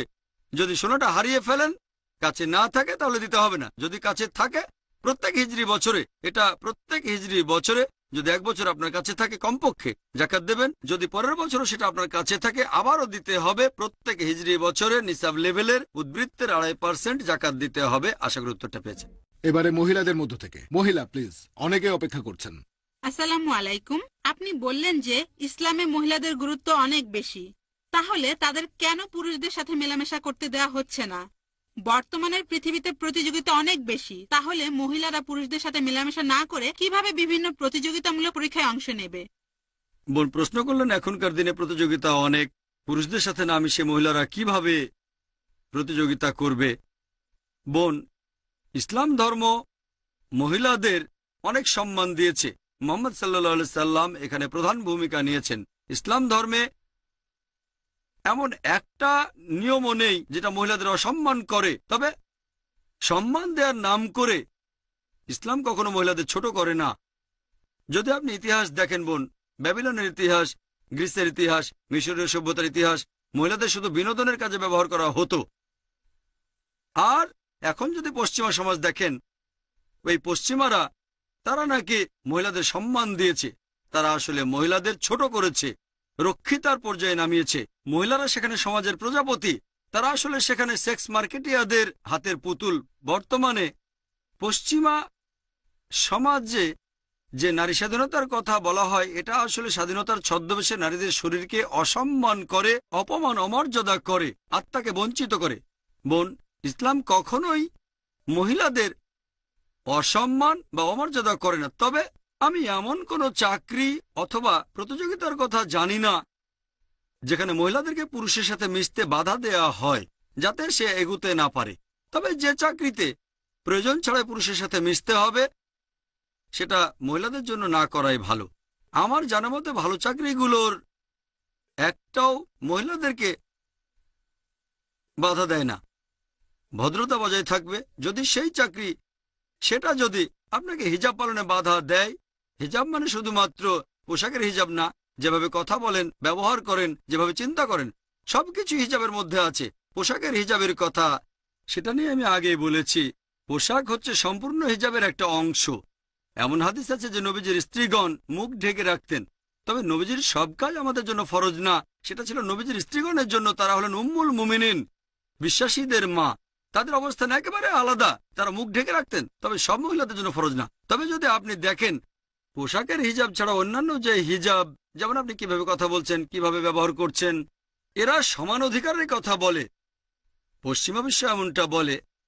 আমি তাদের বলি, নারী আর পুরুষ সমান। তাহলে নারী আর পুরুষের মধ্যে একটা বক্সিং ম্যাচের আয়োজন করছেন না কেন? তারা তো সমান। তখন আপনারাও মানবেন তারা সমান না।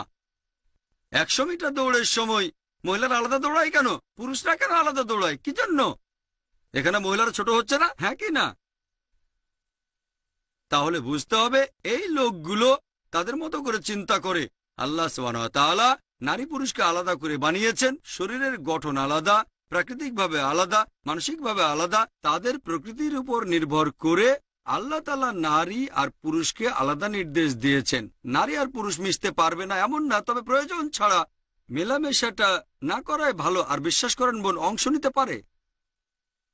অনেক উদাহরণ আছে, আমার লেকচার শুনবেন। ইসলামে নারীর অধিকার বোন, অনেক দৃষ্টান্ত আছে। এখন পশ্চিমা বিশ্বে পরীক্ষা দেওয়ার সময় নারী পুরুষ একসাথে বসে, সেখানে মনে করা হয় তারা সমান। কিন্তু 100 মিটার দৌড় বা বক্সিং এর সময় তাদের সমান মনে করা হয় না। পশ্চিমা বিশ্ব এভাবেই নিয়ম করেছে যে এখানে অংশ নিতে পারবে আর ওখানে অংশ নিতে পারবে না। তবে এ ব্যাপারে আমাদের স্রষ্টা আল্লাহ তাআলাই সবচেয়ে ভালো জানেন। প্রয়োজন ছাড়া মেলামেশা, আমি এটাকে বলি খুতুয়াতুশ শয়তান। আল্লাহ কোরআনে বলেছেন, সূরা বাকারা অধ্যায় 2 আয়াত 168, আল্লাহ বলেছেন, ইয়া আইয়ুহাল্লাযিনা আমানু, হে মুমিনগণ, শয়তানের দেখানো পথ অনুসরণ করো না। বেশিরভাগ জায়গায় আল্লাহ বলেছেন শয়তানের দেখানো পথে যেও না। শয়তানের দেখানো পথে যেও না, এটা ঠিক, সেটাও কয়েকবার আছে। তবে বেশিরভাগ সময়ে শয়তানের দেখানো পথ অনুসরণ করো না। আমি একটা উদাহরণ দিচ্ছি, শয়তান দেখানো পথের উদাহরণ। যে ধরেন একজন সাধারণ মুসলিমের কাছে এক মেয়ে এসে বলল, চলো রাতটা একসঙ্গে কাটাই। একসঙ্গে রাত কাটাবো? হারাম, এটা নিষিদ্ধ। ছেলেটা না বলে দেবে। আবার সেই ছেলেটা একজন সাধারণ মুসলিম, একটা মেয়ে ফোন করলো, ফোনে একটা মেয়ের সাথে কথা বলবো, সমস্যা কোথায়? তারপর সে ফোনে কথা বলল। ফোনে কয়েকদিন কথা বলার পর মেয়েটা বলল ম্যাকডোনাল্ডসে গিয়ে কফি খাই, অথবা কেন্টাকি ফ্রাইড চিকেন মাদ্রাজা আছে কিনা জানি না, অথবা কোনো ফাস্টফুড শপে আমরা যাই। একটা মেয়েকে নিয়ে ফাস্টফুডে যাবো, সমস্যা নেই। কয়েকদিন পর মেয়েটা বলবে চলো রেস্টুরেন্টে ডিনার করি। রেস্টুরেন্টে ডিনার করবো, সমস্যা নেই। তারপর বলবে চলো একসাথে রাত কাটাই। রাত কাটাবো, সমস্যা নেই। এগুলো খুতুয়াতুশ শয়তান। এটা কোরআনে বলা নেই, আমি একটা উদাহরণ দিলাম। খুতুয়াতুশ শয়তান, এটাকে একদম প্রথমেই বাধা দেবেন। যখন প্রয়োজন হবে, যখন কোনো পুরুষের সাথে কথা বলার প্রয়োজন হবে, তখন অবশ্যই বলবেন, তবে ভদ্রতা বজায় রাখবেন। ধরেন কোনো মহিলা অসুস্থ হয়ে পড়লেন, তিনি একজন পুরুষ ডাক্তারের কাছে যেতে পারেন, এমন না যে পুরুষ ডাক্তারের সাথে কথা বলবেন না, প্রয়োজন হলে বলবেন, তবে ভদ্রতা বজায় রেখে কথা বলবেন। অপ্রয়োজনীয় কথা কলেজগুলোতে যেটা হয়ে থাকে, কলেজে ছেলে মেয়েরা গল্প করে, শুধু পশ্চিমা বিশ্বেই নয়। আর দেখবেন পরিসংখ্যান অনুযায়ী আমেরিকাতে 90% মেয়ে স্কুল থেকে বের হওয়ার আগেই তাদের কুমারিত্ব হারায়। এটা কি জানেন? ইংল্যান্ডে একই অবস্থা। এমনকি বোম্বেতেও, আমি তো ভয় পেয়েছি। বোম্বেতে 50% মেয়ে স্কুল থেকে বের হওয়ার আগে কুমারিত্ব হারায়। আমি ভয় পেয়ে গেছি। কেন? এখন বয়ফ্রেন্ড গার্লফ্রেন্ড খুবই কমন, বেড়াতে যাচ্ছে। আর আপনার যদি গার্লফ্রেন্ড না থাকে তাহলে বলা হবে যে আপনি অস্বাভাবিক। তাহলে বুঝতে হবে এগুলো খুতুয়াতুশ শয়তান। ইসলাম মহিলাদের উপরে তুলেছে, আর এই লোকগুলো মহিলাদের উপরে তোলার নাম করে আর্ট অ্যান্ড কালচার, সমস্যা নেই, তারা রঙিন পর্দায় মা বোনদের বিক্রি করতে চায়। আমি একবার শুনেছিলাম একটা গাড়ির অ্যাডে, সেখানে BMW গাড়ির অ্যাডে, BMW অ্যাড, গাড়িটা খুবই দামি গাড়ি। এরকম দামি গাড়ি হচ্ছে মার্সিডিজ বেঞ্জ অথবা মার্ক, খুবই বিখ্যাত গাড়ি, কম বয়সীদের পছন্দ BMW। এই গাড়ির একটা অ্যাডে শুনেছিলাম একটা মেয়ে বিকিনি পরে গাড়ির সামনে দাঁড়িয়ে আছে, লেখা আছে এখনই চালানো শুরু করুন। মেয়েটাকে না গাড়িটাকে? তারা কি করছে? তাদের মেয়েদের বিক্রি করছে, তাদের বোনদের বিক্রি করছে। আমরা মুসলিমরা এটা করি না। মহিলাদের উপরে তোলার নাম করে আমরা মেয়েদের বিক্রি করি না, আমাদের বোনদের বিক্রি করি না, তাদের শ্রদ্ধা করি, তাদের ভালোবাসি, তাদের সম্মান করি। এজন্য বলছি বোন, মহিলাদের ইসলাম ছোট করে না, তাদের উপরে তোলে। আশা করি উত্তরটা পেয়েছেন। আমার নাম আব্দুল কুদ্দুস। আপনার কাছে আমার প্রশ্ন হলো, রাসূল সাল্লাল্লাহু আলাইহি সাল্লাম তিনি অনেক হাদিসে বলেছেন যে কবরের মধ্যে মৃতদেহকে শাস্তি দেয়া হবে, তার মানে গোর আযাব। কিন্তু যাদের মৃতদেহ কবর দেয়া হয়নি তারা কোন ধরনের শাস্তি পাবে, তারা সেটা কিভাবে পাবে আর কোথায় পাবে? আসসালামু আলাইকুম। ভাই প্রশ্ন করলেন যে নবীজি মোহাম্মদ সাল্লাল্লাহু আলাইহি সাল্লামের হাদিসে আছে যে কবরে শাস্তি হবে, যেটা গোর আযাব, কবরে মৃতদেহ শাস্তি পাবে। এটাকে বলা হয় বারজাক। বারজাক মানে মধ্যবর্তী সময়টা, মারা যাওয়ার পরে আর পুনরুত্থানের আগে, সেটাই বারজাক, মধ্যবর্তী সময়। যাদের কবর দেওয়া হবে না তাদের কি হবে? এখানে নবীজি যখন বলেছেন কবর, তার মানে মৃত্যুর পরে আর পুনরুত্থানের আগে। যদি কেউ পানিতে ডুবে মারা যায় তার তো কবর হবে না। কেউ যদি পুড়ে মারা যায় আগুনের মধ্যে, অথবা অন্য ধর্মের অনুসারী মারা গেল, এইসব ক্ষেত্রেও পুনরুত্থান হওয়ার আগে, মারা যাওয়ার পরে, পুনরুত্থানের আগে যদি আল্লাহ শাস্তি দিতে চান সে শাস্তি পাবে, যদি আল্লাহ পুরস্কার দিতে চান পুরস্কার পাবে। ব্যাপারটা এমন না যে তার শরীরটা মাটির নিচেই থাকতে হবে আর তাহলেই সে শাস্তি পাবে, শরীর না থাকলেও হবে। আর চূড়ান্ত বিচার হবে রোজ কিয়ামতের দিন। আল্লাহ পবিত্র কোরআনে বলেছেন সূরা আল ইমরান অধ্যায় নম্বর 3 আয়াত 185, আল্লাহ বলেছেন कुल्लु नफ्सिन जायकातुल मौत। সকল জীবী মৃত্যুর স্বাদ গ্রহণ করবে, তবে চূড়ান্ত বিচার হবে কিয়ামতের দিনে। পৃথিবীর এই জীবনটা একটা পরকালের জন্য পরীক্ষা, এটা আছে পবিত্র কোরআনে সূরা মুলক অধ্যায় 67 আয়াত 2। তবে পৃথিবীতে আংশিক শাস্তি পেতে পারেন, নাও পেতে পারেন, আংশিক পুরস্কার পেতে পারেন, নাও পারেন, বারজাকের সময় পেতে পারেন, তবে একেবারে চূড়ান্ত বিচার, একেবারে চূড়ান্ত রায় সেটা পাবেন পুনরুত্থানের পর। এটাই হবে একেবারে শেষ বিচার। তিনি মালিক ইয়াউমিদ্দিন, তিনি শেষ বিচার দিবসের মালিক। আশা করি উত্তরটা পেয়েছেন। হ্যাঁ ভাই, প্রথমে আপনার পরিচয় দেন। আমি এনএসকে, ব্যাঙ্গালোর থেকে এসেছি, কর্ণাটকা। আমি শান্তি চাই, আর আমি মুসলিমদের ভালোবাসি। আর ইন্ডিয়ার মতো একটা দেশে অনেক ধর্মের অনুসারী, আমরা সবাই একসাথে থাকব, শান্তিতে থাকব, ভাইয়ের মতো থাকব। তবে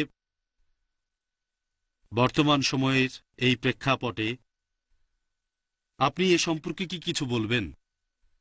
ডক্টর জাকিরের কাছে এটা আমার অনুরোধ। ভাই আপনার পরিচয়টা দেবেন, আপনার নামটা? আমি এনএসকে, ব্যাঙ্গালোর থেকে এসেছি, কর্ণাটকা, সমাজকর্মী। আসলে উনি কর্ণাটকের এমএলএ। ভাই আমরাও আপনাকে ভালোবাসি, ভালোবাসি আপনাকেও। ভাই প্রশ্ন করলেন বর্তমানে এই সংঘাতময় সময়ের প্রেক্ষাপটে ভ্রাতৃত্বের জন্য আমি কি বলবো।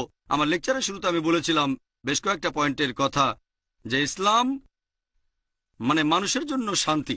ইসলাম হচ্ছে সার্বজনীন ভ্রাতৃত্বের ধর্ম। আমরা মানি যে সব মানুষ একে অন্যের ভাই। ইসলাম ধর্মে সব মানুষই একে অন্যের ভাই, হোক সেই মানুষটা কালো বা সাদা, ধনী বা গরিব, হোক তার জন্ম হিন্দু বা খ্রিস্টান পরিবারে, আমরা সবাই একে অন্যের ভাই। মুসলিমরা বিশ্বাসের ক্ষেত্রে ভাই ভাই, তবে সব মানুষই ভাই ভাই। আর এই ভ্রাতৃত্বের জন্য আগেও বলেছি যে সবচেয়ে সেরা যে ফর্মুলাটা, যেটার মাধ্যমে পৃথিবীর সব মানুষ একতাবদ্ধ হতে পারি, যদি মেনে নেই যে আমাদের স্রষ্টা, আমাদের প্রভু, আমাদের ঈশ্বর মাত্র একজন। আর এই কথাটা শুধু কোরআনেই বলা হয়নি, পৃথিবীর প্রধান সব ধর্মগ্রন্থে এটা বলা আছে। যদি হিন্দু ধর্মের গ্রন্থগুলো পড়েন, ভগবদ্গীতায় উল্লেখ করা হয়েছে অধ্যায় নম্বর 7 20 নম্বর অনুচ্ছেদ, বলা হয়েছে যে সব মানুষের বিচার বুদ্ধিকে জাগতিক আশা আকাঙ্ক্ষা কেড়ে নিয়েছে, তারা নকল ঈশ্বরের পূজা করে। এরপর আছে ছান্দোক্য উপনিষদে অধ্যায় নম্বর 6 2 নম্বর অনুচ্ছেদের 1 নম্বর পরিচ্ছেদ, বলা হয়েছে एकम एविदित्यम। এই সংস্কৃত উদ্ধৃতিটির মানে ঈশ্বর কেবলমাত্র একজন, দ্বিতীয় কেউ নেই। এরপর শ্বেতাশ্বতর উপনিষদে আছে 6 নম্বর অধ্যায়ের 9 নম্বর অনুচ্ছেদে, বলা হয়েছে नाचास्ते चसिज जनिता न कदीपा। মহান ঈশ্বরের কোনো বাবা মা নেই, তার কোনো প্রভু নেই, মহান ঈশ্বরের কোনো মা নেই, তার কোনো বাবা নেই, তার উপরে আর কেউ নেই। এরপর আরো আছে যজুর্বেদ 32 নম্বর অধ্যায়ে 3 নম্বর অনুচ্ছেদ, न तस्य प्रतिमा अस्ति। মহান ঈশ্বরের সমতুল্য কিছুই নেই, তার কোনো প্রতিমূর্তি নেই। আর হিন্দু ধর্মগ্রন্থের ব্রহ্মসূত্র বলছে एकम ब्राह्म दूसत्या नास्ते निया नास्ते किंचन। भगवान एक ही है, दूसरा नहीं है, नहीं है, नहीं है, जरा भी नहीं है। ঈশ্বর কেবলমাত্র একজন, দ্বিতীয় কেউ নেই, আর কেউ নেই, আর কেউ নেই, কোথাও কেউ নেই। পবিত্র কোরআনে একই কথা উল্লেখ করা হয়েছে। সূরা ইখলাস অধ্যায় নম্বর 112 আয়াত 1 থেকে 4 বলা হয়েছে, कुल हुवा अल्लाहु अहद, বলো তিনি আল্লাহ এক এবং অদ্বিতীয়। अल्लाहु समद, আল্লাহ অবিনশ্বর ও চিরস্থায়ী। लम यलिद वलम यूलद, তিনি জন্ম নেননি, কাউকে জন্ম দেননি, वलम यकुल लहु कुफुवन अहद। তার সমতুল্য কিছুই নেই। ভাই, এই কথাটা খ্রিস্টান ধর্মে বলা হয়েছে। আমি বাইবেল থেকে উদ্ধৃতি দিতে পারি, শিখ ধর্মগ্রন্থ থেকে উদ্ধৃতি দিতে পারি। সব ধর্মগ্রন্থে বলছে ঈশ্বর একজন, ঈশ্বরের কোনো প্রতিমূর্তি নেই, শুধুমাত্র তার ইবাদত করব। তার কোনো ছেলে নেই, ঈশ্বরের কোনো মা নেই, তার কোনো বাবা নেই। যদি সব মানুষ এটা বুঝতে পারে আমাদের ঈশ্বর, আমাদের স্রষ্টা একজন, তাহলে সত্যিকারের ভ্রাতৃত্ব অর্জন করব। এছাড়া অন্য কোনো ফর্মুলা নেই।